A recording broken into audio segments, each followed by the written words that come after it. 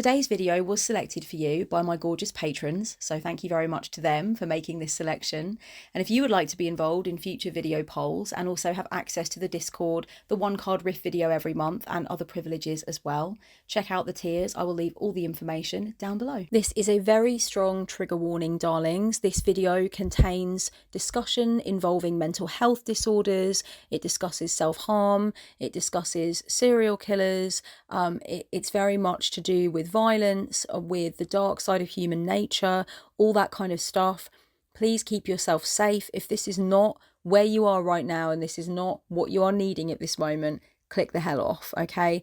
I'm definitely going to be talking about things that are unpleasant and disturbing. There's no graphic descriptions of anything whatsoever. There are no images of anything horrible, but I'm just going to be talking about my interest in certain things and, concerns about certain things, okay? So please make the decision now if you are up for that kind of thing or not. Assess your mental health and proceed with caution.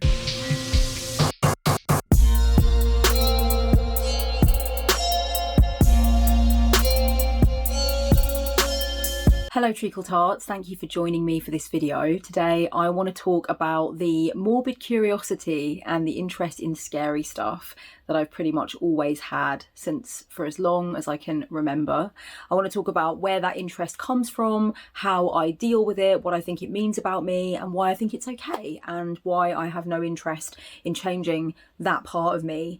I wanted to make a video that was themed around the very important time of year that we are having spiritually on the Northern Hemisphere as witches, and I wanted it to be a bit different to usual. So usually I would do like a Q&A or something like that.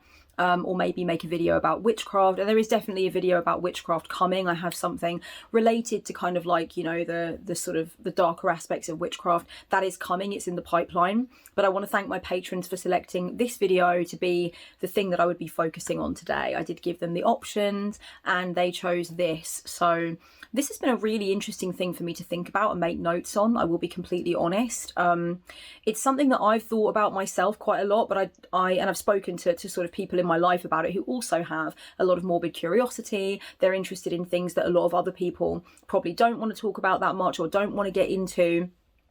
And I think sometimes I don't consider how odd and different it can be to some people, some of the interests I have, because the majority of my friends and the majority of people I hang out with in the online space also have a lot of sort of what you would think of as scary interests, or interests related to kind of, I don't know, the darker elements of the psyche or the more sort of morbid areas of the human experience. So to me, it kind of became normalized quite early on.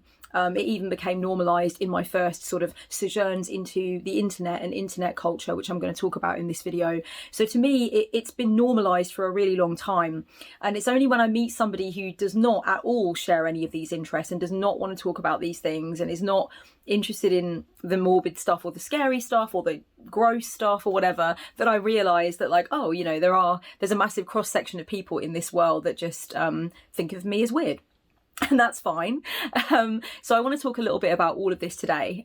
Okay, so where do I start? I've always been interested in things that a lot of other human beings find understandably not that fun and not that healthy to be invested in or to talk about. So things like war, violence, genocide, really difficult periods in our political history, in our collective story. I read about all that stuff. I research that stuff.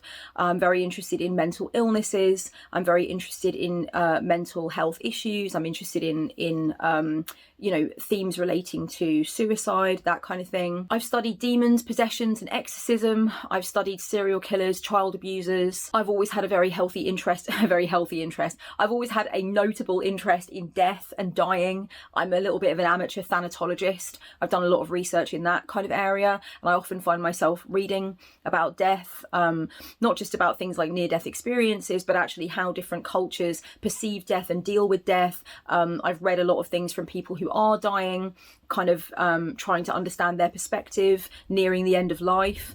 These are the kinds of things that, yes, okay, I might hang out in the kind of area where I meet people that also want to have these conversations. They want to appreciate art that deals with these kinds of things. They want to research these kinds of things, but there are a lot of people, of course, who also just find this stuff shit scary. And might address it or approach it as it comes up in their life, you know, but they would not go out of their way to look for these things.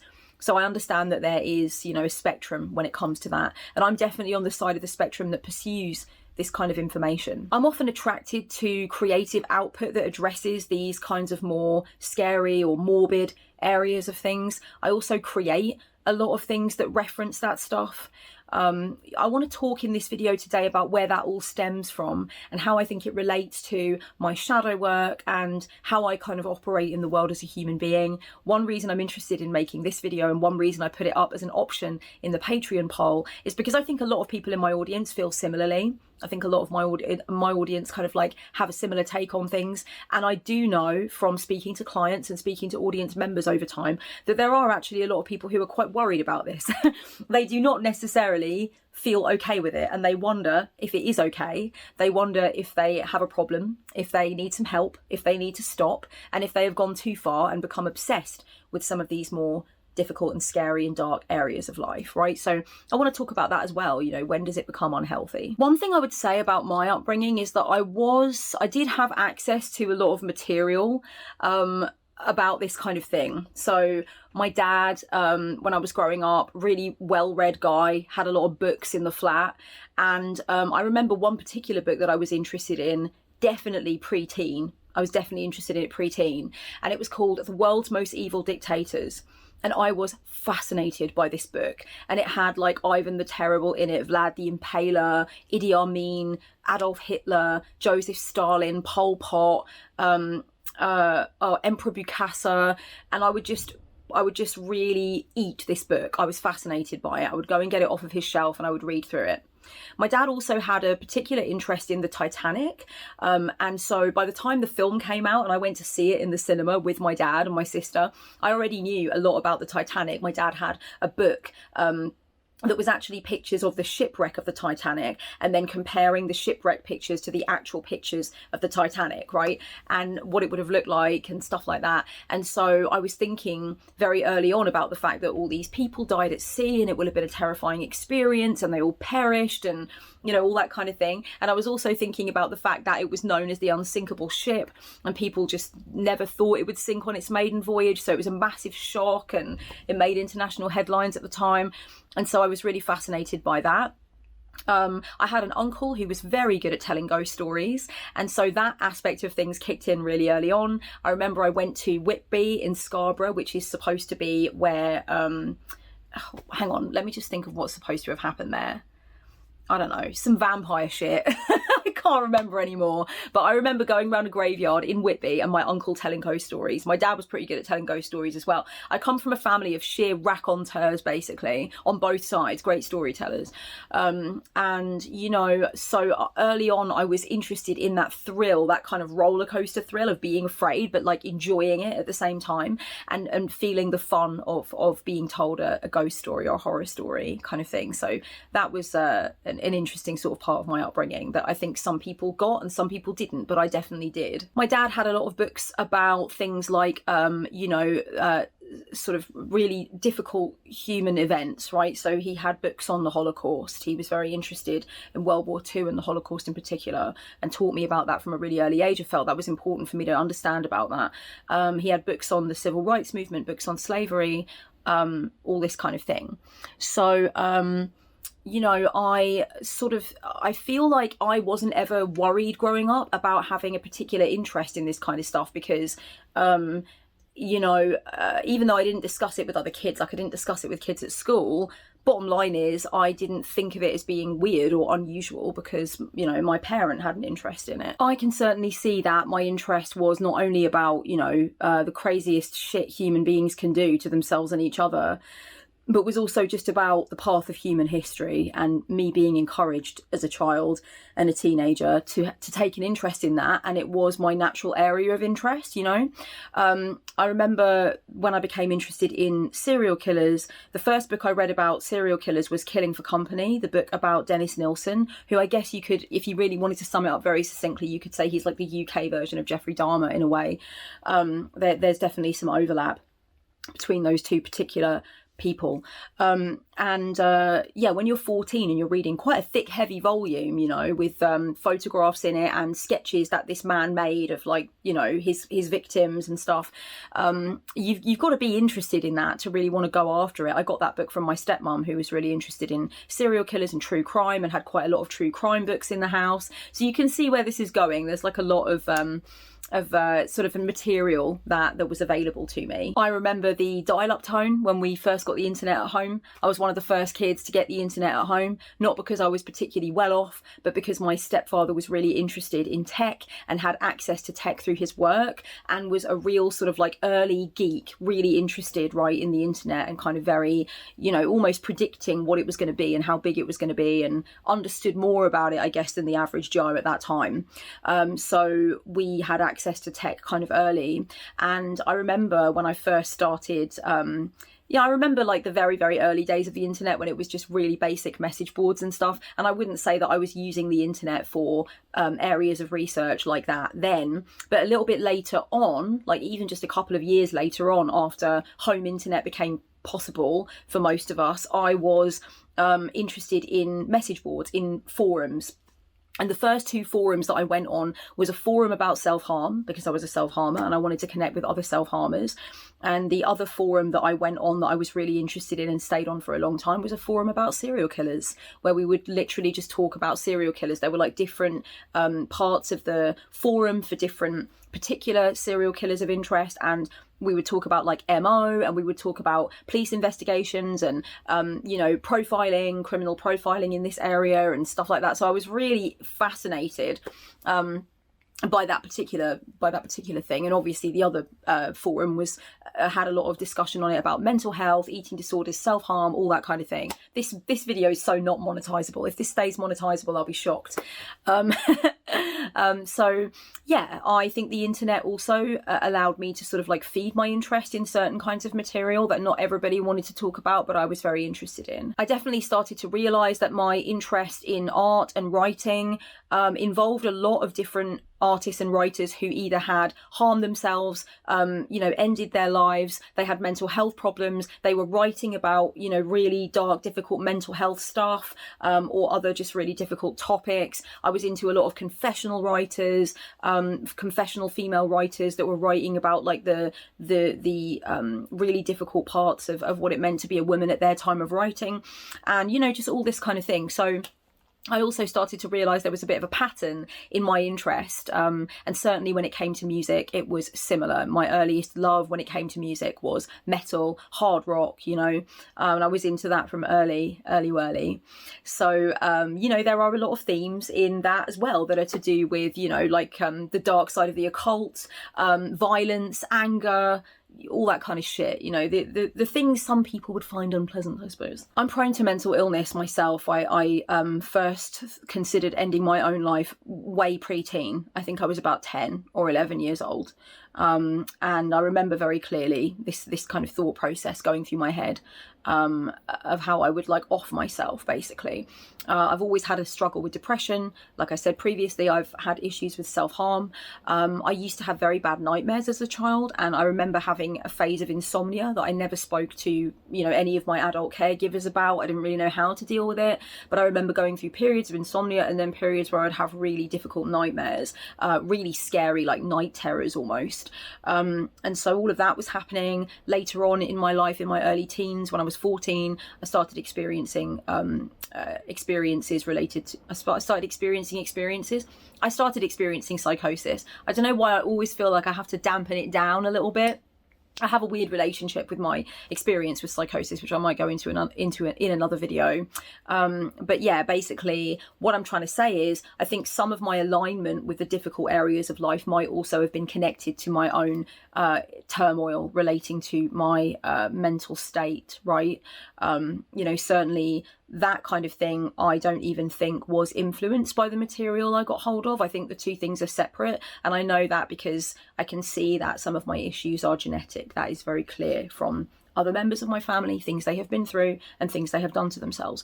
So you know, I think I'm not gonna blame my early access to material about difficult shit for my mental health stuff, but I think one informed the other. I think it's obvious that if you if you experience mental health darkness, you're going to be attracted to art that references it, and things that people have gone through that may actually, instigate it. I had an early interest in the devil and possession and demons and all that kind of thing. I think that came from two areas. First of all, my previously mentioned love of metal and hard rock. There's a lot of stuff in there about that. There's a lot of lyrics in there about that. There's a lot of imagery. The aesthetic is very heavily skewed in that direction.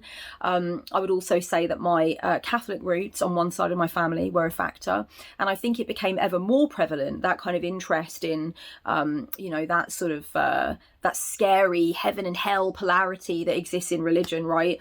I think that became ever more of interest to me when I broke away emotionally from the Catholic Church. So I was very affectionate about the Catholic Church as a child. I loved going to mass with my nana. I loved the whole concept of Catholicism. And I was very interested in, the bling and the booze and the rituals and the candles and all that shit. And then when I was in my young teens, I started to realise a lot about the truth of the Catholic Church, and how that truth had affected my family. And, started to learn a lot as well about like the residential schools and, the treatment of children by nuns in church, in schools and stuff like that. And I was just like, I'm fucking outie 5,000. I'm not into this shit. This is bullshit. So I think that also created a lot of anger in me and a lot of interest in blasphemy. I've always been heavily interested in blasphemy. And I started to wear rosaries, but in this really sort of like blasphemous way, basically. It was in a defiant manner. And I definitely was interested in demon worship and Satanism and all that shit. So yeah, I think that created that interest for me. That blasphemy came from a deep core of disappointment and sadness and being ripped away from something that I held dear. I was a very young witchling. I was interested in witchcraft from an early age. It was actually my mum who used the word witch to describe me, first of all. I hadn't really given voice to what my spiritual interests were, but they were there. They were kind of obvious, if my mum would have friends who were interested in that kind of thing, I would be really interested in talking to them about it. I was given a tarot deck quite young by one of my mum's friends, and rather than just play with it for a while and set it aside, I was that 12-year-old girl that was like staring at them and laying them out on the floor and wishing that I would one day understand what they meant. So it was my mum that first referred to me as a witch. Obviously, there is a lot in the witchy aesthetic and the witchy area of things that is linked into like hexes, curses, blasphemy. You learn about sort of like that kind of thing. And I think learning about witchcraft at a time where I was just about to kick into puberty was very influential for me in terms of being interested in the stuff that you could do with witchcraft that would harm people, that would protect you yourself, and that would make you into a badass and a formidable, untouchable person. I was not popular at school. I had issues at school. I wouldn't say bullying is a massive trauma for me as it has been for other people. I'm not going to claim that because it wasn't, but I was definitely picked on. I was definitely considered to be a freak and a weirdo. I was not popular. It was one of those situations. And so I think my interest in witchcraft came at the same sort of time as I was feeling defiant. I was feeling rejected. I was feeling like I wanted to feel more empowered. I felt powerless at home because of the situation at home, and I felt powerless at school, and I felt powerless to understand what was going to happen with my life because of my mental health struggles and everything else, and not feeling like I was doing well at school. So I think my interest in witchcraft naturally went in the direction not so much of like hearth witchery and creating potions and stuff like that, but more like, let's get into the dark shit. Like I want to hex people. I want to learn how to curse people. And I never actually got big into that stuff in practice, but in theory I loved it all. And when I would ever find witchcraft books, I was always interested in the ones that looked like they concerned that kind of material, far more than the stuff that was green and had like tendrils on it and stuff like that. I was just like, nah, let's go for the hard shit. So there was definitely that mentality, and I understand where that came from within myself. And I also had a friend, I met my first real proper best friend when I was 13. I think we were 13. And I just love her. I love her to this day. And we encouraged each other's interests, you know. So I think that also helped, that I had somebody my own age that was like, oh my God, I'm interested in that. Oh my God, I've got a book on that. I've been thinking about that too. And it made me feel less alone. I remember me and my very first best friend was sat in the library once. We must have been about 14 or 15 years old. We were sat in the reference library at school, and we were going through the Encyclopedia of Serial Killers on our lunch break, and we were reading it together. We just sat there reading it. I actually remember which serial killer we were reading about at the time. It was Richard Ramirez, and we were looking through and just being like, wow, this is like so fucked up. And this teacher who loved to goad us both, like he loved to bait us both. So many teachers at school were just straight up dickheads. I don't know what it was like for you guys, but fucking hell, some of these teachers should not have been teachers, right? And this teacher came up behind us, and I remember he went, I suppose you two think this is all very cool? And we both just like slowly stared back at him. And I remember one or the other of us just went, no, we don't think it's cool. Do you? And he just looked so awkward. Like, it was just such a, I get what he was going for. He thought that we just wanted to be a couple of edgelords, and that we thought like Richard Ramirez was some god or whatever, and we wanted to kill everyone. But no, our interest was deep and has been sustained. My friend is now a psychiatrist. And specifically works in areas with people that deal with like really difficult, awful shit and shit that harms others, you know.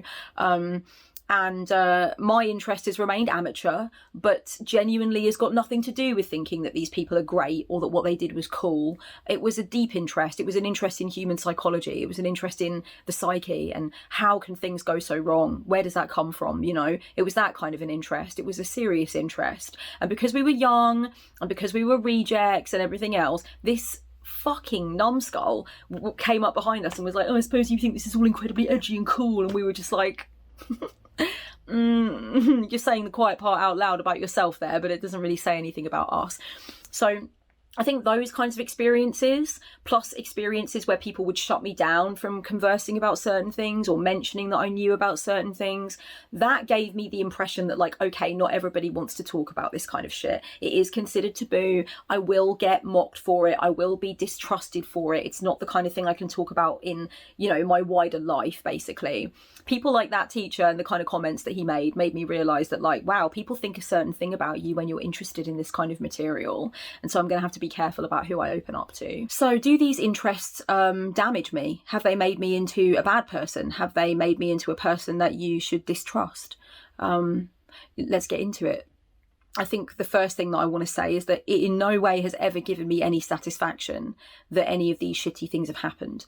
You know, over time, I've been really, really interested in some really awful shit. I remember when the Columbine high school shooting happened, I was absolutely gripped by that news. I was gripped by the footage of the kids exiting the school. I became fascinated by these two people. I'm not going to say their names. I was really scared of that. I wanted to know. I wanted to understand so much. It scared the shit out of me. It gave me no satisfaction that these people did these things at all. But it obviously did give me satisfaction to have the knowledge about it, or I wouldn't have pursued it. And I can't remember when I first acknowledged that this kind of information about any shitty things, whether they happened on a macro level or just in one small situation, whether they happened to groups of people, like marginalized groups of people in the world, like in the case of genocide, for example, or whether they happen just in a town to like 3 people or whatever. You know, I can't remember when I first recognized that my interest was moreish and, you know, that I wanted to get more and more information. But I think like I just saw that as research. I don't think I ever worried about that being, you know, I don't think I ever worried that it meant anything about me, but I never at any point felt any glee learning about these things either, so I suppose that's why I didn't worry. I never actually detach from the empathy that I feel towards anyone that's been harmed in any of the situations that I read about or learn about, whether it's someone harming themselves, whether it's someone harming others. I never detach from that sense of like, this is fucking terrible. Like, these people that were harmed went through all of this terrible, awful stuff. Like, these things happen and it's an awful thing. That always occurred to me. That was always a thing that was in my mind. I know some people say that they need to detach from their empathy in order to pursue their interest in something like serial killers, for example, or in order to watch documentaries about terrible things that have happened in the world. I can't detach from my empathy. You know, I do cry watching documentaries, like true crime documentaries, hearing from the victims' families and stuff like that, thinking about what the victim must have gone through. I don't detach from that. And I don't think it's bad that somebody can detach from that. I think it's just your personality type. It's actually very useful that some people can detach from that shit, right? For example, homicide detectives, it's useful that they can detach from their constant sense of empathy and concern in order to do their job in an unbiased and effectual manner. There's all kinds of people with all kinds of professions. It's useful, and I'll kind of get into that a little bit more in just a moment, but you know, I didn't do ever really detach from my empathy, and these things still bother me, but not to the extent where I want to look away, and not to the extent where I feel like I'm done researching and learning. I think I'll always have this kind of interest. Yeah, I've written in my notes here that, you know, historians, coroners, homicide detectives, mental health professionals, etc., they all have to be running on some form of deep interest in a scary subject. So maybe I'm in good company. But like I said, it's useful if they can compartmentalise. And I suppose I compartmentalise to an extent, because if I didn't do it at all, I probably wouldn't want to research these things. I know a lot of people that cannot get too much into this shit, this kind of thing, right? Because they can't compartmentalise at all, and it stresses them out so much. Like, they have a physiological reaction to learning about this kind of thing. And of course, sometimes with certain subjects, it's triggering as well. And these kinds of things are triggering for me. I'm really fascinated, for example, by hardcore mental health issues that really deeply affect, like, you know, you can't exist in society because it's just so awful. Some of that information does trigger me. I never used to be able to watch films that involve psychosis. I just couldn't watch them. I couldn't watch Donnie Darko. I couldn't watch Jacob's Ladder. I couldn't watch The Craft because she didn't know what she was seeing or not. So even though I loved that film, I had a lot of issues with that scene where they perform glamour on her at the end, and everybody is like seeing things that aren't there, or maybe they are there, or maybe they're not there. The question is open. That would be very harmful to me in a sense, because it triggered my own memories and my own issues, but I also am fascinated by it. I mean, I can't help but be fascinated by something I've personally gone through and seek to understand. I always felt that my interest was the desire to understand, not the desire to like get off on it or be gleeful about it. But I always accepted, I think, as well, that roller coaster feeling of like, oh my god, it's exhilarating in a way that I don't connect with wanting anything bad to happen to anybody. It's just an exhilaration that comes from fascination, not that comes from satisfaction. I am not in any way satisfied that any of this shit happened whatsoever, but it must be something more-ish. Otherwise, I would not continue to go back to it. I would not continue to invest time learning about any of these things. So I accept that both things are true. But like I said, you know, if you think about all these people in these types of professions that are dedicated to understanding, curbing these issues, like stopping them before they happen, they also all have a very deep interest. They all went to school for a long fucking time to specialise in whatever they specialise in. And isn't that a great thing? Are we not all delighted that people want to do that kind of work, that people have that kind of interest? It's a good thing. So I never saw it as just like, oh my god, if you're interested in this, that equals bad, that equals dangerous. I always knew that it was a question of like, well, where do you take that? What are you doing with that information? You know? And of course, how does it make you feel afterwards? And we'll kind of get into the self-care aspect later in the video. Definitely that I became aware of the importance of that later on. Not so much as a teenager, because you're not really that much aware of anything like that as a teenager. I certainly wasn't. I was full of rage and hormones and issues, guys. So yeah, I might have taken it, you know. It might have gotten flat out heavy at one point. I've always had a desire to understand, and actually one of the things that's bothered me in my life is that I can't do anything to stop these things, that I feel like I can't do enough to help with these things. It's always bothered me, you know.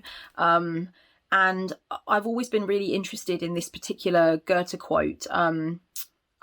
He who cannot feed on the last 3,000 years is living hand to mouth. In other words, if you don't understand your history, you don't understand shit. And so I've always been really interested in the human story as well, in the human timeline, and trying to see that as something that can make you a better class of person, actually. I want to read something from my notes about my particular take on being interested in these awful things people do to each other. I've written here, I never worried that I would turn into a serial killer or whatever, or I would exact violence on anybody. I worried more so that I would not recognise that it's human and instead categorise it as monstrous and out of the bounds of humanity, like never feeling that I could also be a person who contributed to the violence in some way. Or that if my life had been different and my upbringing had been different, things would have gone a different way for me as well. Loads of people are interested in this kind of stuff, and they also set themselves completely apart from it. And I don't want to do that. And I've written some Carl Jung quotes here. Obviously, I would do that. The first one is, a small evil becomes a big evil through being disregarded and repressed. And the second quote is, understanding does not cure evil, but it is a definite help in as much as one can cope with the darkness. I always like that notion that that evil, I don't really like that word, but the bad shit is just as inherent as the good shit, and that the human psyche is capable of it all. And it's not something that is monstrous. It's not something that is like apart from us. And I've never liked the way certain reporting frames it that way, because I always used to think, even as a teenager, that sort of took us away from our responsibility to deeply understand and also to identify when something like that is happening, when something like that might be encouraged or might be on the verge of being carried out. I always felt like the desire to understand should come not just from like the caprice of empty morbid curiosity for entertainment, for example, but actually from the deep desire to really understand in a way that could be on some level useful. Like Carl Jung said, it doesn't stop it, but it's a definite help. I guess it should be obvious, but I'm going to say it anyway. I do entertain my own dark thoughts, right? I have dark thoughts about exacting revenge on people, exacting violence on people, hoping that people meet a cruel fate. I have fantasized about bringing my dead brother back in exchange for someone who I feel is far more deserving of death. These kinds of things. Angry thoughts, definitely rageful thoughts. I have certainly experienced suicidal ideation. I've certainly wanted to do shitty things to myself, and I have done shitty things to myself, and I have wanted to do shitty things to myself, and I probably always will. There is a drive, there is a part of me that is about that. And I try to have a healthy relationship with those thoughts. I do not want to repress them. I don't want to push them away, but I want them to exist in a healthy space in my psyche where I acknowledge that they are there, but I don't sit with them and curl up with them and let them consume me. And I think that's basically the best that you can do if you are built in the way that I am built. If you tick the way that I tick, and if you've been through the things mental health wise and otherwise that someone like me has gone through, that's the best you can hope for. I think repression of those difficult dark thoughts is not necessarily for the good. That's my personal take. A lot of witches in particular have a very big worry about how much they should entertain thoughts like this, especially thoughts relating to harming others or wanting others to do badly, or hatred towards others, that kind of thing, because they worry that their will is going to be directed towards that. It's going to go down that path and something shitty is going to happen to someone. And I've definitely been asked by witches, like, how do I control my anxious thoughts? How do I control my thoughts about something bad happening? I worry about plane crashes. I worry about this kind of thing. I worry about violence happening. I worry about people I love dying. How do I stop that? Because I don't want it to happen. How do I stop it? Because I do not want to put my will and my energy and intention towards it. And I want to speak on that because for me personally, I have a very strong point of view. Okay, I consider myself to be a witch with power. Okay, I mean, if you're a witch and you consider yourself to have no power and you've been practicing as long as I have, I think there's a problem. So I acknowledge my power, but I think my power is contained within parameters that I choose, and I don't think I could consider myself to be a very powerful practitioner if I didn't think that was the case. You know, when I want to manifest something, I decide that I want to manifest that thing, and I go through the various different stages that I would hope would lead something to manifestation.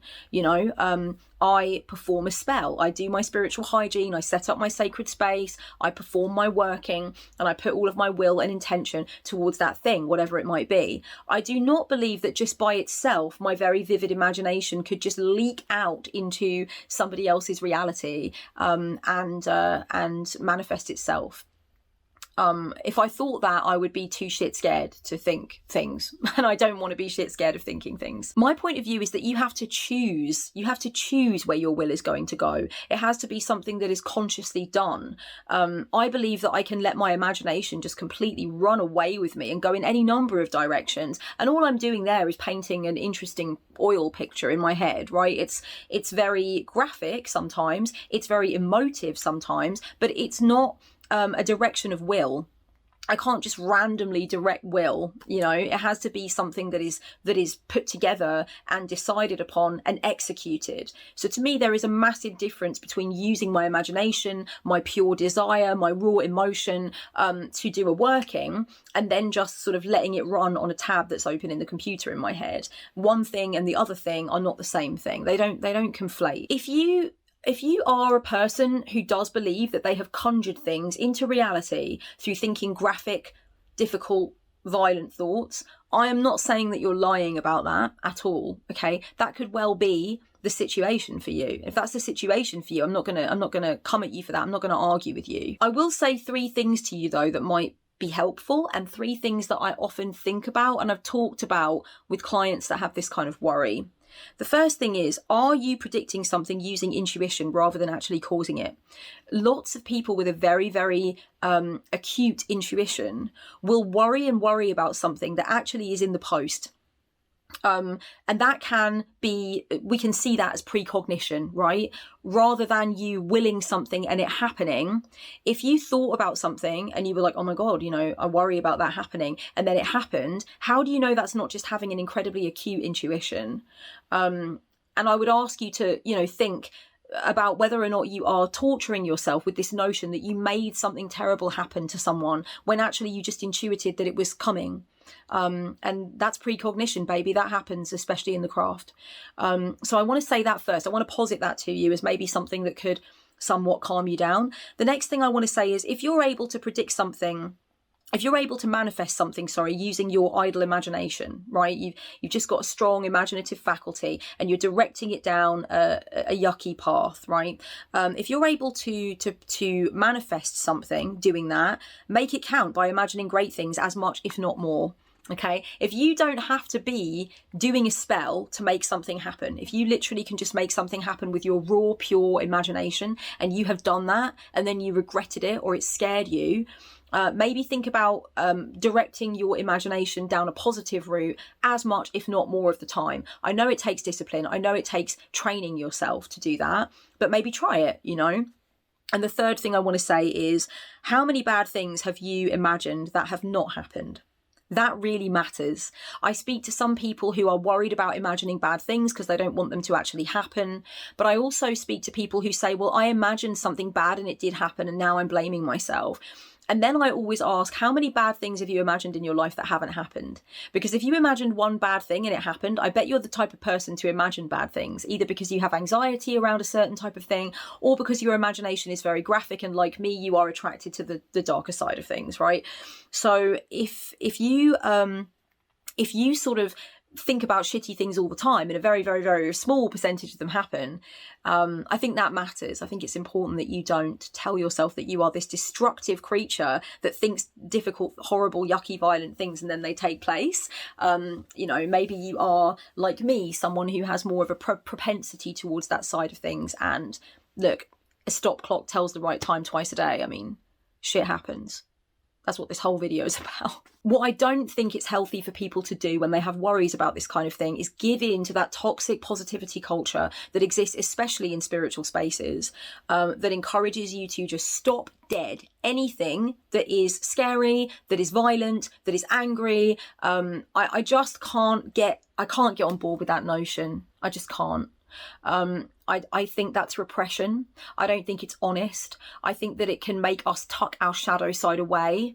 I don't think it leads to good things. I think it leads to shame and blame when we do think thoughts that are scary and violent and rageful and that shock us. Confronting the human shadow within ourselves is a lot to do with thinking, where the fuck did that come from? Like, why am I thinking that's horrible? Why would I think that? Why would I want that? Why would I, you know?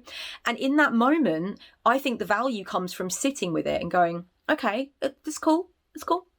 This might mean something. This might be of use to me. It's fine. I'm not going to do it. And I don't want it to happen. It's good that I had a weird reaction to it because it is off colour. But what I'm not going to do now is push it away, pretend it never happened, shame myself for it, blame myself for it, and think that there's something wrong with me. The human imagination is abyssal, baby. It is infinite. And it comes up with any number of different possibilities. And it's also how we exercise a lot of our emotion. So many of the things that I've felt deeply emotional about, I have meted out in the imagination. I have thought about what I would like to have happen, you know, and some of those things are not nice. I am not ashamed of that. I'm not ashamed of that. I'm a fucking human being. So thinking bad thoughts, you know, can give you catharsis. It can give you physical relief. It can help you get to the other side of something without actually taking action that would be harmful to you or others. But I am also strongly on the side of regulation in that area. There are going to be some people in this world who do not feel that they can regulate the thoughts that they are having. They are becoming fixated on those thoughts and they want to act on those thoughts. Obviously, for those people, I do not think they can do what I can do and kind of entertain those thoughts, but know that they are not the core of me. They are not my being. They are whatever I need to meet out in the psyche.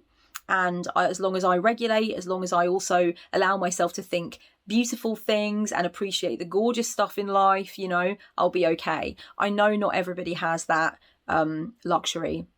And of course, I pray every day that those people seek help, that they say, there's something wrong with me. We need to go somewhere where I can get some help. I need some space held. I need to talk about what's happening. I'm scared. I don't understand what's happening. You know, it's really important that we always encourage the value of being vocal about what it is in our mental health that we are scared of, that we do not know if we can control. And so, of course, like I would say that naturally, but I think just the notion that in general, it's dangerous or, you know, it's unhealthy or it means something about you, that you have crappy thoughts or that you fixate on horrible things that have happened sometimes. In moderation, okay? By fixate, I mean you research it, you're interested in it, you read books on it, it's an interest, it's a special interest of yours.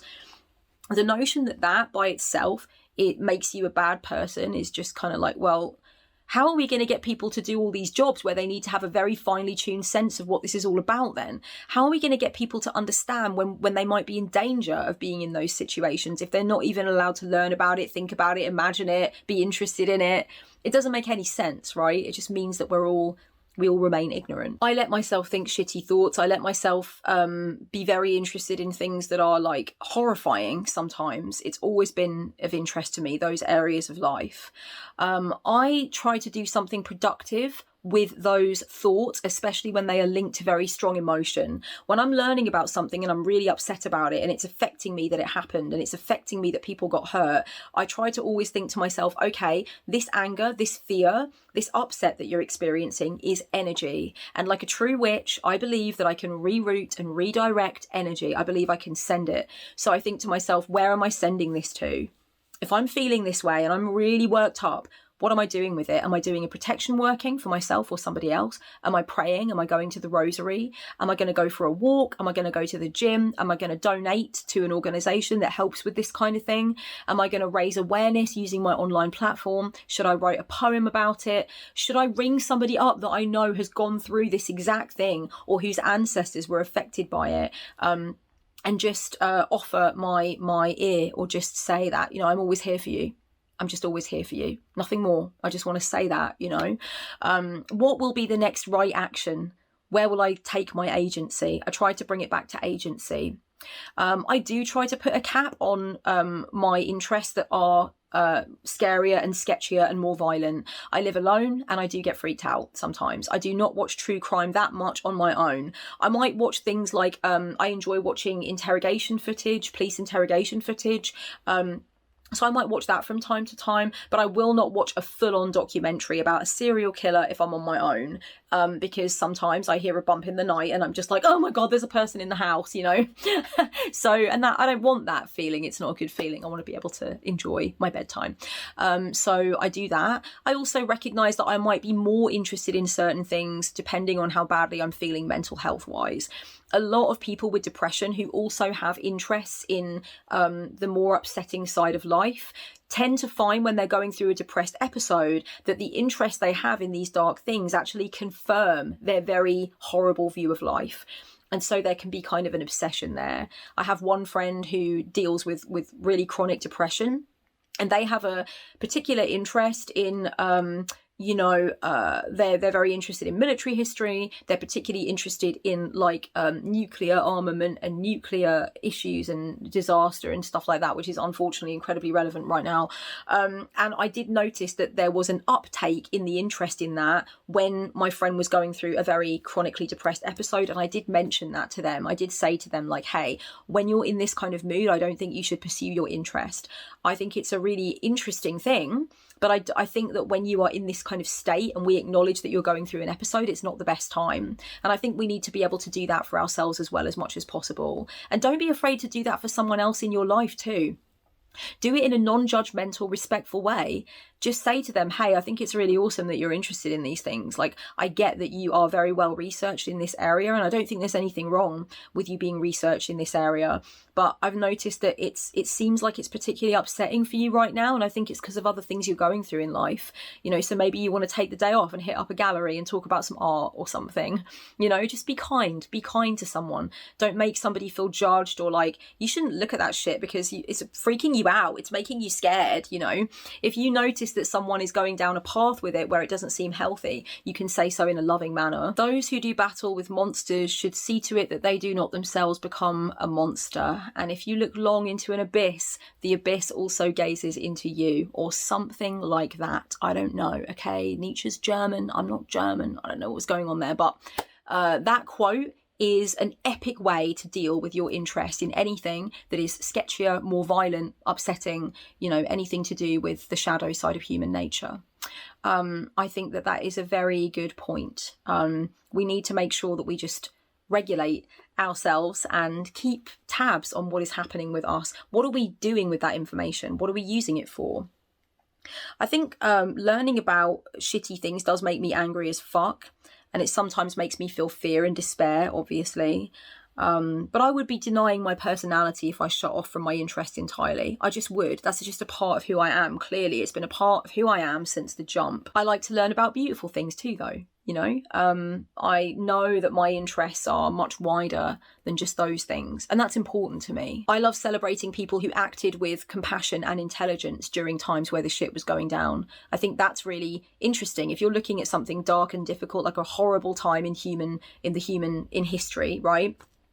Don't forget to learn about people who were involved in resistance movements against the Nazis, for example. Don't forget to learn about people who did great things for their community. Don't forget to learn about the people that fought for freedom, the people that made a difference during that very dark time. That can be a good way to regulate your interests when they are of that more shadow variety. Celebrate people who acted with honour and integrity. Celebrate the people who solved brutal crimes. Celebrate the people who put the hours in to make sure that victims and the families of victims were treated with respect and humanity. Be interested in those people, be interested in their stories. I think that's one way that I've managed to keep my interest healthy. For instance, one thing that's really helped me when learning about the oppression and the marginalisation and the violence and the fear that the queer community have experienced over time is to think about the people that made a difference in that way and the heroes, our heroes.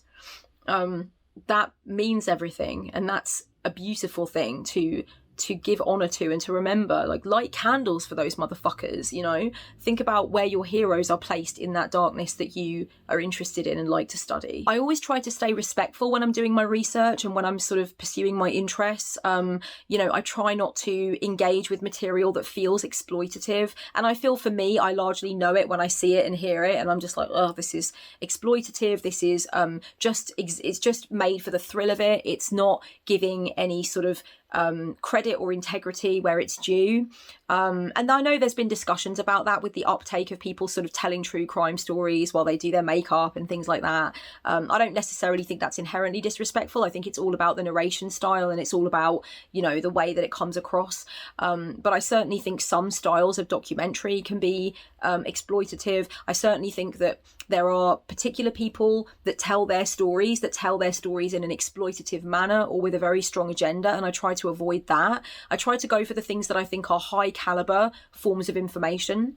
Forms of information that I respect and that give respect to victims. I would definitely recommend, if you're worried about having a healthy interest with shadow stuff, you know, choose things depending on what lens is being put over them. Recognize when there is a strong agenda. Recognize when the thing that you are consuming has only been designed for you to kind of like mentally get off on it, rather than really to like do any deep work yourself. Because if you want to examine anything that is to do with the human shadow, it can be an opportunity to examine your own shadow.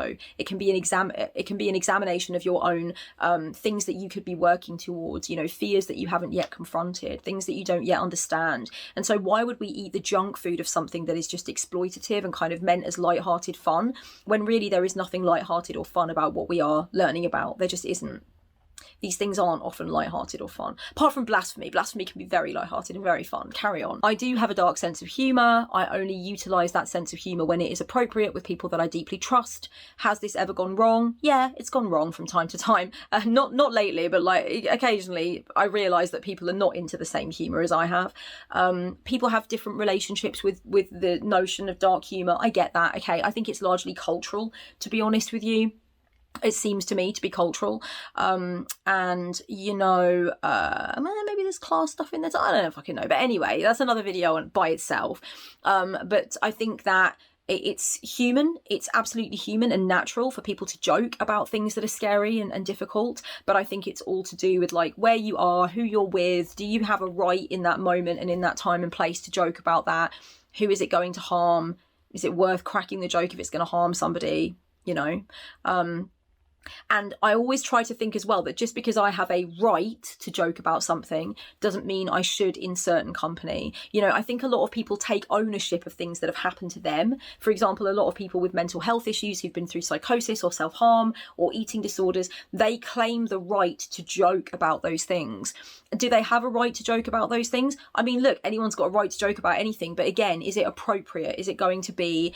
what company are you in? Who are you around? Do you know those people? Do those people know your history? Do you know their history? There's got to be a closeness there, you know? Because some people that know a lot about very horrible stuff also have a fucking cracking sense of humour, absolutely off the hinge. But there's a time and there's a place, and I respect when people know what room they're in and who they're with. You know, I think that's important. I don't think it means anything about a person if they joke about something that they do not find actually funny and would never want to see happen to anyone. I think that's actually human. It's a way of coping. But it should not be done to harm anyone else, and it should only be done when it's appropriate for it to be done. Actually, to be honest with you, like, I'm very good at cracking a joke at the perfect moment. My brother died in March, for those who don't know. It's been a fucking horrible year, worst year of my life, and it's not over yet. I've got to go to the inquest on the 7th, and that's going to be hell. As you can imagine, a little bit of light humour from time to time comes in very handy for my family right now. My mum said a few months ago, you know, Kelly, you know the perfect time to pull it up. Just because it gets dark in there, my loves. It gets dark in there. So humour is not bad, you know, it's part of it. Final thing I want to say is I try to appreciate when other people do not want to remain in the dark for as long as I do. Some people just aren't about, you know, discussing shadows, you know, either their own or like massive generational collective shadows. They're not about it. And I try to always be respectful of that too. And so I want to end on that note that, like, you know, find your people, find people to discuss it with. It started with me online, and a bit with, like, you know, adults, as I said, around me who had those interests in a healthy way that I think informed them as people.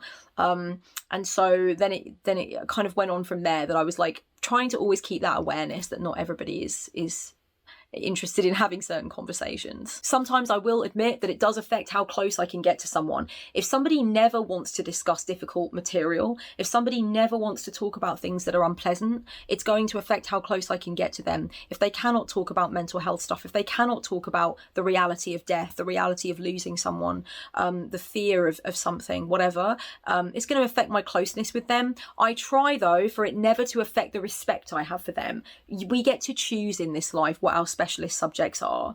I've chosen the shadow path. So I appreciate some people haven't. Will it affect how much I feel like I can really bond with them? Probably, but that's just a question of, like, you know, different things, flicking different switches for different people.